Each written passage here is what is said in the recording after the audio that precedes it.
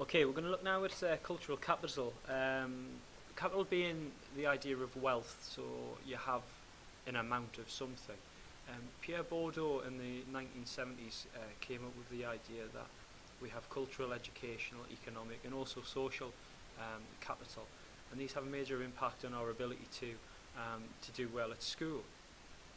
According to Pierre Bourdieu, each social class has its own ideas of what's right and what's wrong, our own norms and values and frameworks, and he calls these the habitus. The problem being that schools tend to have a middle class habitus as well, because they are middle class institutions, as discussed last week. And so those who are socialised through primary socialisation with these ideas are at advantage straight away, because they can fit into the ideas, norms and values that schools have. Robson went on to say that this cultural capital turns into educational capital. The cultural capital being things such as going to art galleries, the opera, playing musical instruments, reading for pleasure, things like that. This turns into educational capital when you start school. And the more capital that you have, the more successful you are. Even further down the line, and something that we'll look at next week in terms of internal differences in social class and education, is that it could also link to sets and labelling by the teachers.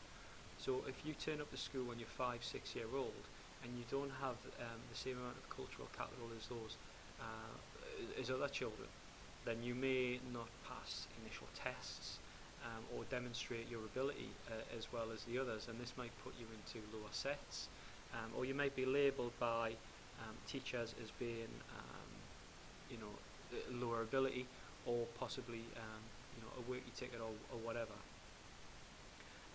Bourdieu also suggested that schools aren't as neutral as they appear, and this kind of is backed up by Robson again.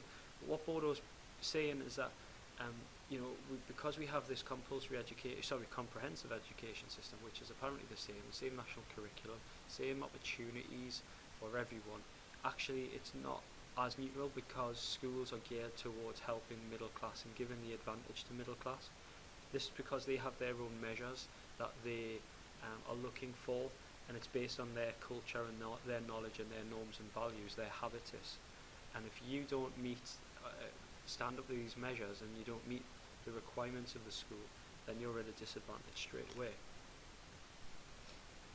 Leach and Campos came up with an idea about that we have an economic capital which has a direct impact on education. And what they found out was that middle class parents were buying up houses in catchment areas for high achieving schools. This has a twofold effect really.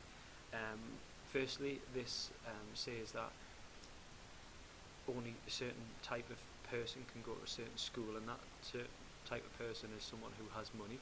But also that the prices of these houses would then start going up because they're in such high demand, so it becomes even further out of reach of the lower working class people.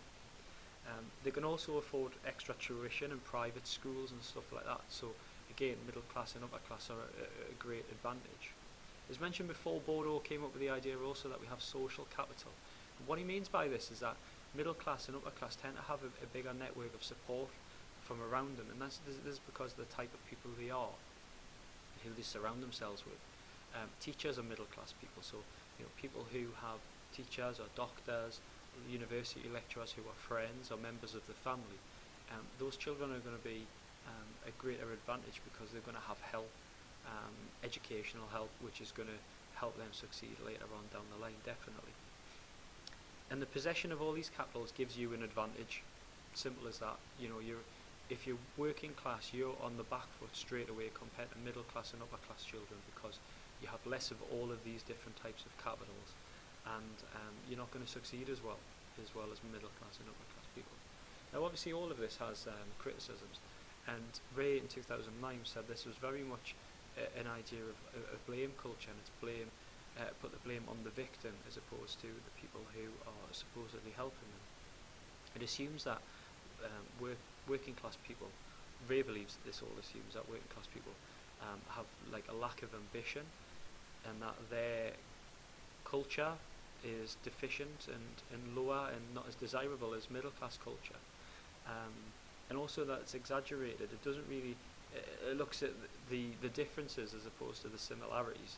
Um, because of this, then we can't really take it for granted that just because you are working class you are going to fail, and just because you're middle class you are going to be at a greater advantage.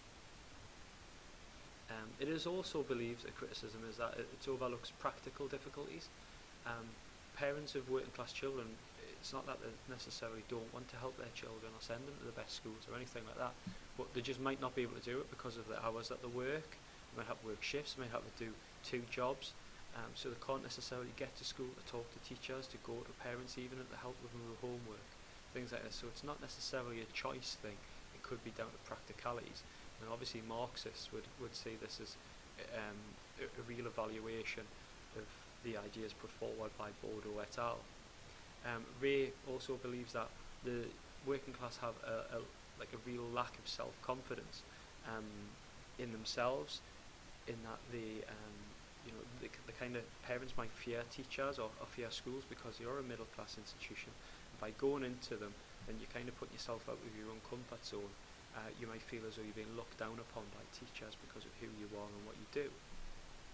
But also the idea that actually middle class might just do better because they get more praise and more help and encouragement than working class children do. And this could be down to stigma that's attached to working class, labelling, and also the fact that they may be placed into sets.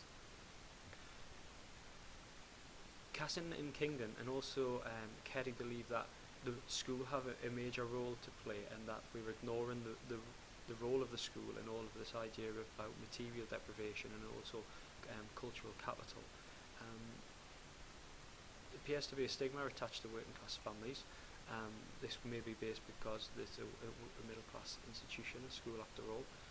Cassin and Kingdon, they believe that a lot of this links to league tables and success, and this is why we kind of ignore the lower achieving students who tend to be from working class families, because we can't necessarily get them into the A star to C lineup. And Kerry, she believes that schools should be the ones who are making the changes, and they need to do more to help working class children. She says that it's a difference rather than the deprivation, in that education is biased towards white middle class children, and that it's more of an internal impact rather than an external impact. It has nothing to do with being deprived or anything like that. It's just about how our cultures and our norms and our values are different. Not that we're lacking certain things, it's just that we don't have the same things. Sorry that it's a bit of a longer video than normal, having 2 videos, but I wanted to squeeze as much as I can into this week because I do realise we're running out of time, and I want to make sure we have revision at the end of the year. For the lesson, notes from this video as usual. I'd also like you to have your completed essays on cultural deprivation. Any problems with the video or the essays, I expect you to come and see me before the lesson, not in the lesson. Okay, see you all next week. Bye bye.